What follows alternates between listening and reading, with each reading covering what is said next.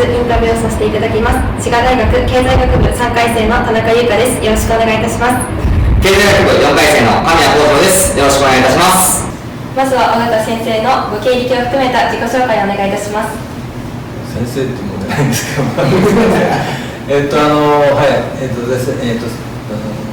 1981年の卒業です。もう64歳ですけど最初は銀行に入りました。当時の三井銀行、今の三井住友銀行ですけども、で現場だとか、あと途中でちょっと中小企業に出向したり、もしましたけれども、52歳の時に、退職ということで、その後商社の審査部門に5年間、お世話になりまして、でその後に、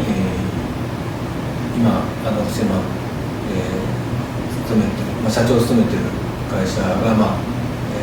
オーナー会社なんですけどもね、そこの、番頭さんみたいなことで、役職でいうと、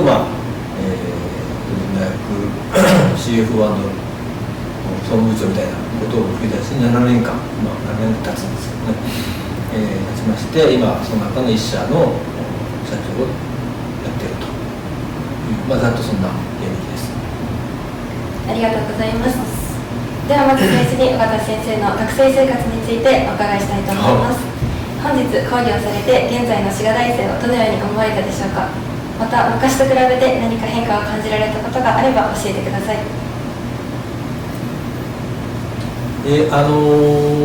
私もボート部の、OB としてOB 課のお世話を少しこの10年ぐらいですかねやらせていただいてるんで、ボート部の現役とは少しその時々で接点があって、あとやっぱり世間、滋賀大がっていうよりも世間一般的にやっぱり時の流れといいますかね、世代としてちょっとやっぱりおとなしいといいますかね、皆さんお行儀のいい人が多いなという印象がずっとあったんですけども、でも最近冒頭もそうですし、今日の皆さん方のこの反応だとか見てると、少しなんていうかいい意味でそうでもないのかなっていうか、やっぱりお一人一人ちゃんと一生懸命考えてやってらっしゃるんだなという感じは持ったですね。ありがとうございます。では、今お話の中でもボート部というのが出てきたと思うんですけども、小田さん自身もボート部で当時活躍されていたとお伺いしました。今年ボート部は41年ぶりに関西の学生選手権で優勝を果たして大躍進しました。後輩たちに何か一言お願いいたします。いやいや、もう本当はもうよく頑張ったと素晴らしいということなんですけども、一時期ね、実はボート部も十数年前に本当にもう廃部の危機を迎えたんですね、人員が足らなくて。でそこから本当に一部の OB の本当に献身的な努力もあったり、当時の学生の皆さんたちも頑張ってなんとか人を集めて、ただなんていうんですかね、やっぱり昔、僕がやってたいわゆる伝統的なボート部の考え方とかいうものがやっぱり痛そうで一旦途切れちゃったんですね。だからもう同好会的な感じで人を集めて、そうせざるを得なかったっていうのがあって、だからそこからもう一回強くするっていうことに対して非常に苦労したんですね、この10年ぐらい。でもようやく我々がやっぱり期待してる本当にボートに真剣に取り組むっていうところに現役の皆さんが本当にやっぱ年々そういうふうになってくれてるので、それはたまたま結果としてそうられてるんであってね、まさしそういうふうになってきていただいて、それはもう本当いいことだなというふうに感じてますので、ですからぜひ頑張ってほしいなと思います。勝った負けたっていうだけじゃなくて、やっぱり自分の代のために頑張る、次の代のために頑張る、今の1回戦のために頑張る、そういう役割分担というかつなげていく、そういう経験っていうのもすごく大切なことで、なのでなんていうかな、勝利はその目的じゃなくて、勝利を目指して頑張るってところに意味があるんでね、でそれをみんなでチームでやっていくっていうところに意味があるので、ぜひ頑張っていただきたいなと思います。素敵なメッセージありがとうございます。では今回講義をされるということで、久しぶりに彦根に来てさまざまな思い出が蘇ってこられたと思います。その中でも学生時代のことで最も記憶に残っていることは何でしょうか？いや、もうほとんどボートのことばっかりなのでなんですけれども、ただもう一つ実は私、今の女房と、学生の時に知り合ってますので、そういう意味でも彦根の思い出のうちではありますので、そういったこととか、あとボート、これもボート部っちゃボート部ですけど、ボート以外で当時駅伝大会が今もあるのかな、あります。各部対抗で、あるんですね。であれってね、ボート部っていつもタイミングがね、レースと時期に重なって参加できなかったんですよ。たまたま私が2回生からなんだと参加できたんですね。そうなんですね。それで、公式定休部とデッドヒートをやって私がアンカーで優勝したっていうのがそれが今となってみればね、楽しい思い出ですね。なるほど、ありがとうございます。やはり今までの学生生活の中でやはりボート部というところが一番大きな印象に残られているということですね。はい、わかりました。ありがとうございます。ではすみません、お次に小原さんのキャリアについてお伺いしたいと思います。就職先として三井銀行を選ばれたのはなぜでしょうか？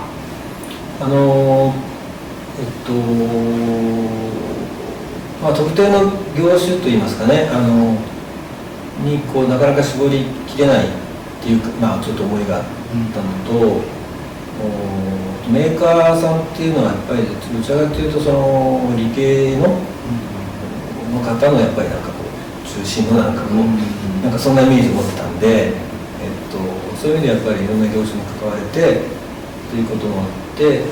銀行、商社もあったんですけどね、自分的に商社っていう銀行向いてるのかなみたいな、勝手に思って銀行にしたっていうのと、あともう一つはちょうどそういう銀行に興味を持った時に読んだ本に、当時第一勧業銀行の支店長さんが書いた本があったんですね。それが非常に、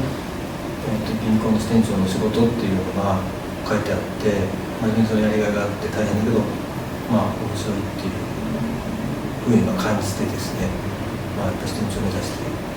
っていきたいなって思ったっていうのはありますね。ありがとうございます。ではその三井銀行では主にどのようなお仕事をされていたのでしょうか？最初4課店の担当者として、一通りいろんな、いわゆる店の窓口から預金から為替から外国為替から得意先営業マンですね、得意先から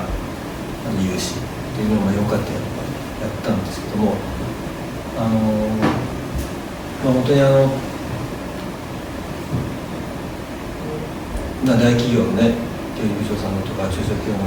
オーナー社長だとか、いろんな方にいろんなやっぱり薫陶を受けてですね当時はね、今もそうかもしれませんけど、やっぱりそういう人たちはやっぱり銀行の若手をやっぱりそういう指導してやろうみたいな、そういうなんていうかな気分がありましたね。こんなありがたかったです今思いますとね。でその中で特にやっぱり中小企業の融資っていう仕事がやっぱりやりがいがあるし、あと校内的にもそういう中小企業融資の人材がやっぱり貴重だというかいう背景があったので、みんな融資課長になってやろうっていうのを3課店目か4課店目ぐらいには僕も思ってたっていうふうですね。で5課店目に融資課長になって5課店目4課店目ですから、そんなことで、ただその後、中小企業に出向ということになったんですよね。2年半ぐらいですか。でそれが戻ってきて今度は監査の仕事ですね。7年ぐらいですかね。これも非常にですからその結果的にはそういう拠点長にもなりませんでしたし、本部の部長にもなれなかったわけですけれども、逆に言うと順調にいってたら多分経験しなかったであろう、そういう中小企業への、特に中小企業へのその出向だとか監査の仕事だとか、商社に5年間お世話になったことだとか、そういうことが今の会社の経営というものに対してことについてはものすごく役に立ってるんですね。そういう、結果的にそういうことだなというのはありますね。なるほど、ありがとうございます。その中小企業への融資だったりとか、商社の話もされてたと思うんですけども、その中でもなぜ総合商社へ転籍しようと考えたんでしょうか。それはね、これは別に自分がそう意図したことではなくて、実は当時三井銀行と三井物産の間でそういう審査人材のね交流っていうのがあったんですよ。商社が審査人材が足らないと、銀行にはいるよねっていうんで5年間だけ行ってその審査の仕事をするっていうのがあって、だから私も前任の銀行からやった人が5年経って辞めるんで、その交代要員っていうか、っていう形で行ったんですね。だから当時7、8人ぐらいそういう方がい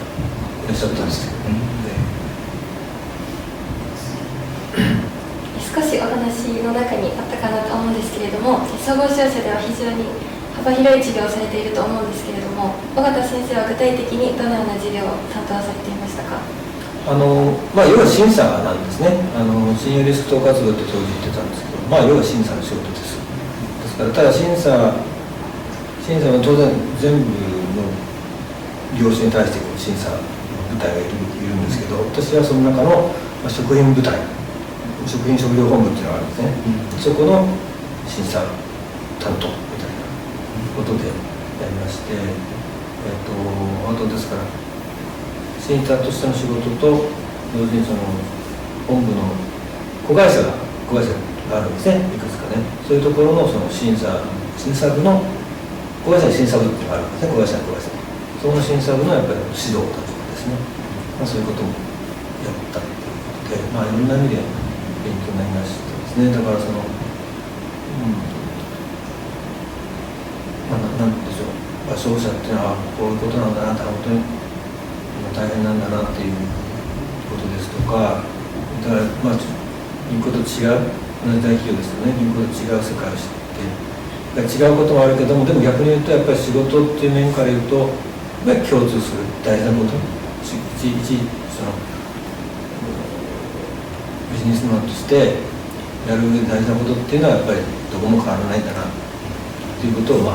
改めて分かったというかね、そういう貴重な経験をさせてもらったと思いますね。わかりました、ありがとうございます。そこからさらにオーナー経営の中小企業に転職したのはなぜでしょうか。これもですからなんていうんでしょう、銀行は当時60歳定年だったんですけど、52歳ぐらいになるともう役員以外は、どんどん外に出されちゃうそうですね。で私もその順番が回ってきて、最初の5年間は物産に行きなさいということで行って退職して行ったわけですけども、でまた銀行の方で次その銀行の一応お世話していただけるっていうことだったんで、そこで改めてまた、銀行の子会社に行きますか、他の事業法人に行きますかっていうことで、私は他の会社がいいですって言って、で銀行がここどうですかって言ってきたっていう、言ってもらったっていうそうですね。はい、あ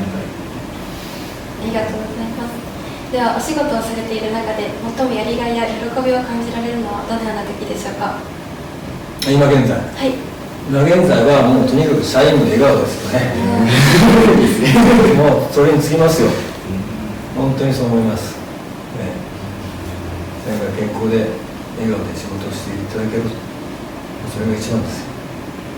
わかりました、ありがとうございます。そのお仕事をされている中でやはりそういったいろいろな問題とか出てくると思うんですけども、そういった仕事で課題を解決するときにご自身が大切にしていることは何でしょうか。またそのように考えるに至ったエピソードなどももしございましたらよろしくお願いいたします。そうですね、今の仕事でいうとですね、はい、社長になったのが1年半ぐらい前なんですけど、ついこの間まで他の会社の社長がね兼務してましたんで、実際に僕この会社の社長に専念しているのは、今年の4月からなんですね。だからなんて言うんでしょう、業界の素人ですよね、もともと分かってないわけですよ。で会社のことも分かってないというか、社員はずっと40年間、途中の人ももちろんいますけど、ずっとその会社で来ているわけですから、でそこに素人の社長ではわけないですからね、素人の雇われ社長ですよ。でその中でやっぱりでも最終責任者として意思決定していかなくちゃいけない日々ね。でそこでやっぱり思うのは社長のやり方としていろんなタイプがあるんでしょうけれども、私はそれ分かってないわけなので、最大限やっぱり社員の皆さんが情報を持ってるわけですね、一つのこのことについて。でこの社員はこう言って相談してきているけれども、本当にそれだけなのかとかですね。だから常にそれを私がもうパッと聞いてパッと単独で決めるのではなくて、なるべくみんなの場に持ち出して、みんなの意見を徹底的に聞くっていうか、言ってくれと、思ってること言ってくれと、どう思うと、そういうことを徹底的に聞いて、その中で判断するというか、だからほとんどはその社員の皆さんで決めてもらっていることがほとんどですよ、中身としては。でそれで私がそれでいい、よしじゃあそうしようって言ってるっていうことなんですよね。だからでもそのプロセスが大事なんですね。自分から判断するときにやっぱり少なくとも社内の全部のちゃんとした情報、実態ある意見、それをちゃんと集めて、その中で判断する。で結果的にそれが正解じゃないこともあるかもしれないけど、そこまでちゃんとやっぱり突き詰めて決断するっていうことが大事だし、それを社員みんなで共有するっていうことが、決めたことがこうなんだっていうことを共有したことによって、もうそれに向かってみんなでやっていくと。誰かが勝手に決めたとか、私はそんなこと言ってないとか、知らないとか言うんじゃなくて、みんなで決めたんだというプロセスがね、逆にそのエネルギーになっていくはずだっていう、そこですかね。では続いては事業承継についてお伺いしたいと思います。事業承継を通じて日本経済にどのようにインパクトを与えていきたいと考えていらっしゃいますか。そういうことですか。インパクトね。まさしくオーナー会社に行った時に、これネクタイ卸の会社だったんですね。で、ネクタイでだんだんやっぱりフルビズ以降、だんだんマーケット縮んでいくし、特に百貨店が中心なので、売り先がね、百貨店も非常に課題が多くなっていく中で、先々ちょっと手を打たないといかんねって当時の会長が考えて、じゃあ事業多角化で M&A だ。で M&A する先っていうのはやっぱり中小企業、事業承継問題に直面している会社がいっぱいある、実際いっぱいあるわけですね。でその中でやっぱり引き継げるところをきっちり引き継いでいくっていうんで、探してもらうっていう、今やってる会社がその第一号だったんですけども、だそういう意味で何て言うんでしょう、やっぱりせっかくいいもの、いい特徴を持ってる。でその社員がちゃんと一生懸命働いてる。そういうものをやっぱり引き継いでいくっていうのは、これは本当に大事な、社会にとってもね、大事なことだろうしっていう、その思いはあります、ね。だけど大変ですよ。引き継ぐということは。その今のお話にもあったように、あと本日のリーダーシップ論の講義でもおっしゃられたと思うんですけど、やはりリーダーとしての施設だったりとか事業承継を通じ事業承継を成功させるにあたって、金を残すだったり名を残すだったり人を残すだったりというようなことをおっしゃられてたと思うんですけども、具体的にその事業承継を成功させるための最大のポイントは何だとお考えでしょうか。そもそもその事業承継をする方として、いろんななんていうかな狙いがあると思うんですね。だから一様には言えないんですけれども、ただ今から一般的に見てやっぱりでも買ったけどうまくいかなかったっていうのはいっぱいありますよね。や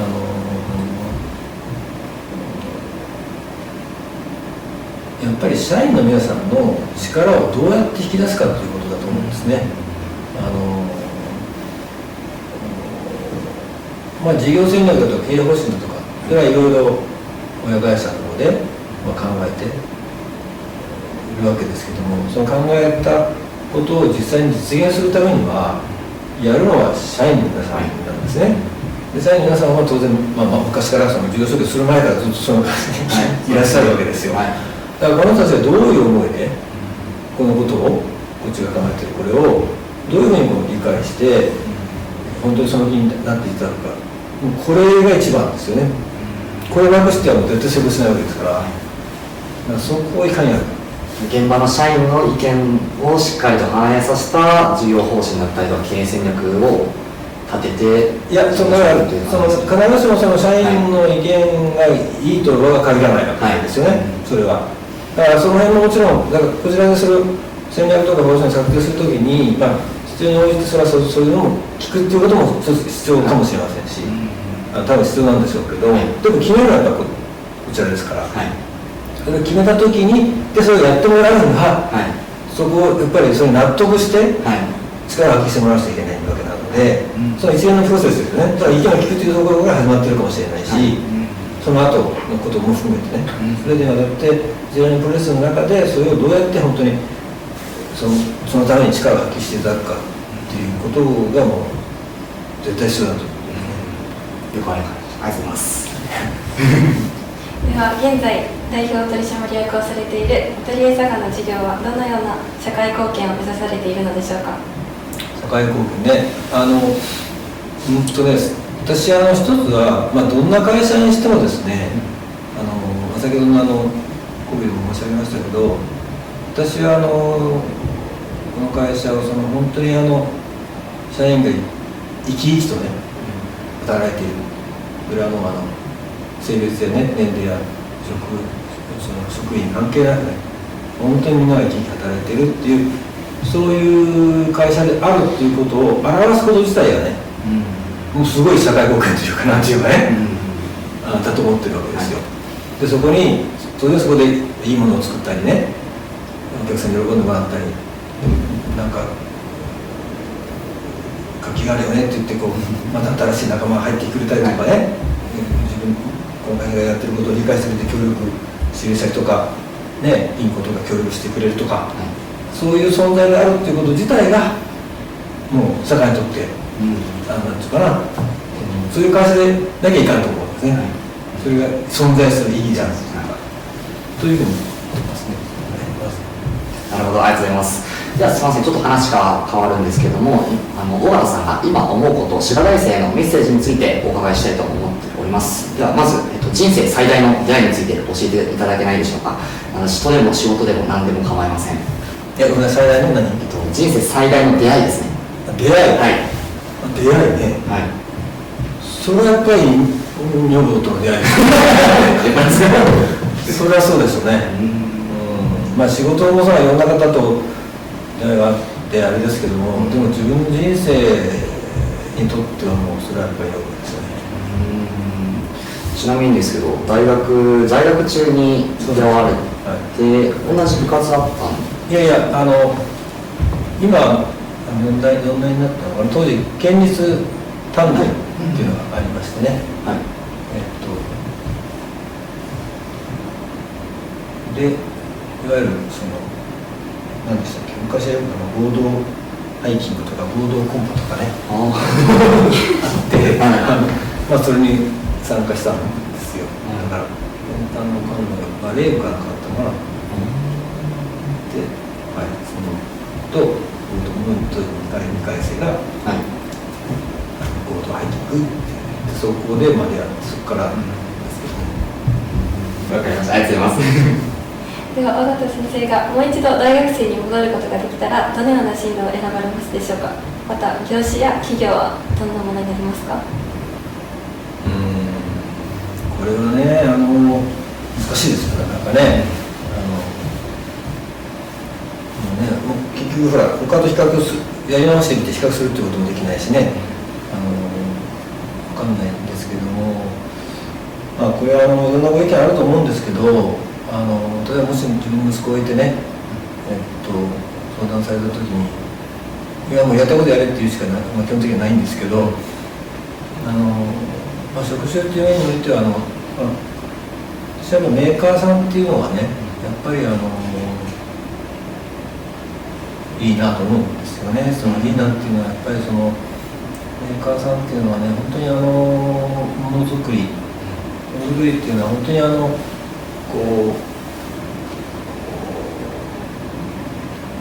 実際にものを作るっていうのは曖昧なことではできないわけですよね。本当に現実問題一つ一つ間違いなくやっていかなくちゃいけないっていうそういう現場のご苦労と、あとメーカーっていうのはやっぱりかなり他の業種もそうですけど、特にやっぱり長期的なスパンで経営戦略を立てていかないと物足りなことになっちゃう。非常に経営として難しい。そういう中でやっぱり本当のメーカーさんから人を大事にやってらっしゃるところが多いんですよね。だからそういう意味ではメーカーっていうのもすごくいいんじゃないかなっていう気がしてますね。だから自分なんかも地方のなかなかいい面白いものを作っているメーカーとかね、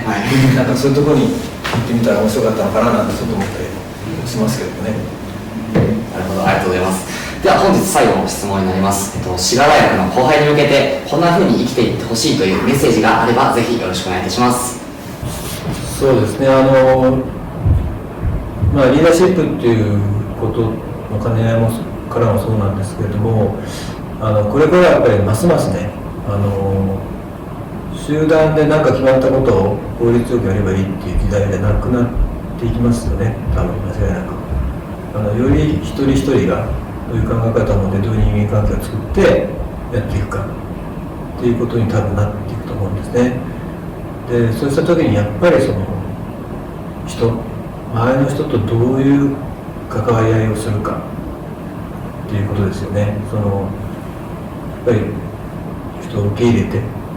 人間関係を作っていく。でそれのつながりでもっていろんな物事ができていくっていうから、だからということはやっぱり自分のやり方っていうのがもう全てのベースに多分なるんですよね。自分がどういうやり方どういう考え方をしているかが人間関係に全て影響していくわけなので、本当にそこに立ってやっぱり真摯にいろんな人と向き合ってコミュニケーションを真摯に行っていくっていうことがやっぱり一番大事なことなんじゃないかなと思って、それさえ本当に心がけて一生懸命生きていけば大概のことはなんとかなりますよと思います。何度もやり直しもできるし、人生長いですし、本当に長い。そう思います。本当に人を大事に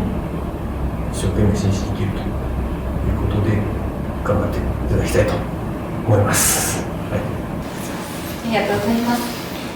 それではこれでインタビューを終了させていただきます。本日はありがとうございました。ありがとうございました。ありがとうございました。